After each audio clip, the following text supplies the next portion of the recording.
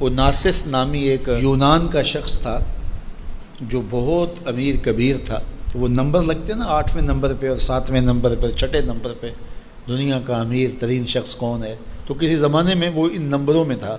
تو اس کی آنکھوں کے یہ پپوٹے کام کرنا چھوڑ گئے. ڈاکٹر سلوشن ٹیپ لگا کے اس کی آنکھ کھول دیتا تھا، سلوشن ٹیپ لگا کے بند کر دیتا تھا اور وہ سو جاتا تھا. پھر وہ کھولتا اور جو ہے وہ اس کو دیکھنا ملتا. تو یہ آٹومیٹک سسٹم خراب ہو گیا. تو کسی نے اوناسس سے ایک دن پوچھا کہ تیری زندگی کی سب سے بڑی خواہش کیا ہے؟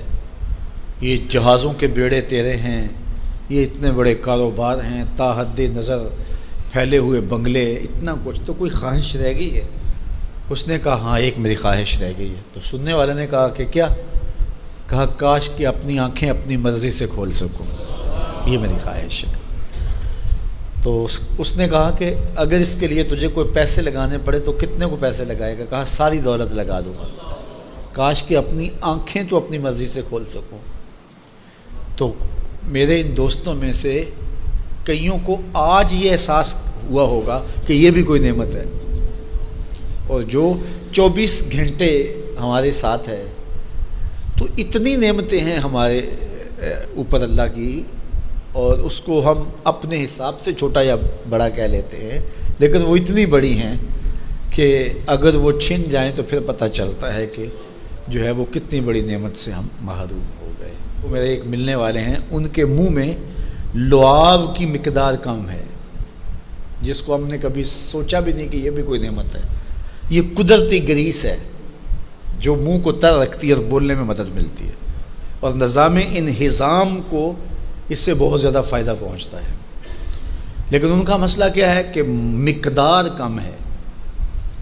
تو اب وہ 5-7 منٹ نہیں بول سکتے، بولیں گے تو جو ہے وہ سارا منہ خشک ہو جائے گا. میاں مسئلہ کیا ہے؟ لعاب کم آتا ہے، لعاب کی مقدار تھوڑی ہے. تو کبھی اس کو بھی کسی نے نعمت سمجھا، لیکن یہ کتنی بڑی نعمت ہے. وہ کسی علاقے میں انہوں نے یہ کیا کہ یہ مینڈک نہیں ہوتے، مینڈک، یہ انہوں نے وہاں سے ختم کروا دی، دوائی ایسی ڈالی کہ یہ آواز نکالتے ہیں یا اس طرح کا وہ مسئلہ ہوا. تو اب کیا ہوا کہ چاول کی فصل پر ایسی سنڈیاں آ گئیں کہ جس کا کوئی علاج ہی نہیں تھا. تو یہ پانی کے اندر جو مینڈکیں ہوتی ہیں، یہ ان حشرات کو کھاتی ہیں جو فصل کے لیے نقصان دہ ہوتی ہیں. تو اب وہ مینڈکیں ڈھونڈتے پھرتے ہیں.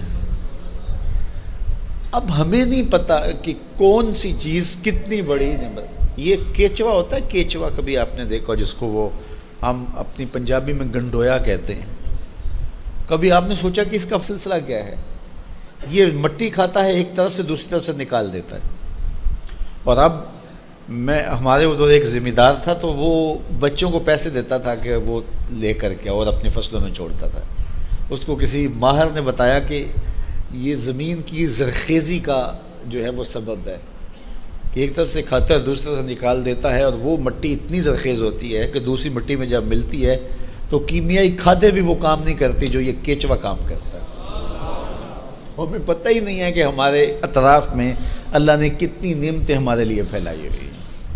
تو اس لیے اس کا ایک نظام ہے. یہ دنیا کچھ نہیں ہے، اللہ کے قبضے میں سب کچھ. تو سب سے بڑی بات یہ ہے کہ اللہ آپ کو خیر کی راہ عطا کر دے.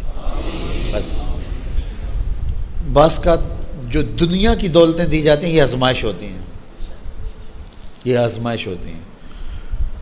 تو جو آپ کو کسی سے نیکی کرنے کی توفیق مل جائے، کسی کی مدد کرنے کی توفیق مل جائے، کسی دکھی کے کام آنے کی توفیق مل جائے، کسی کی جان بچانے کی توفیق مل جائے، تو یہ بہت بڑی دولت ہوتی ہے.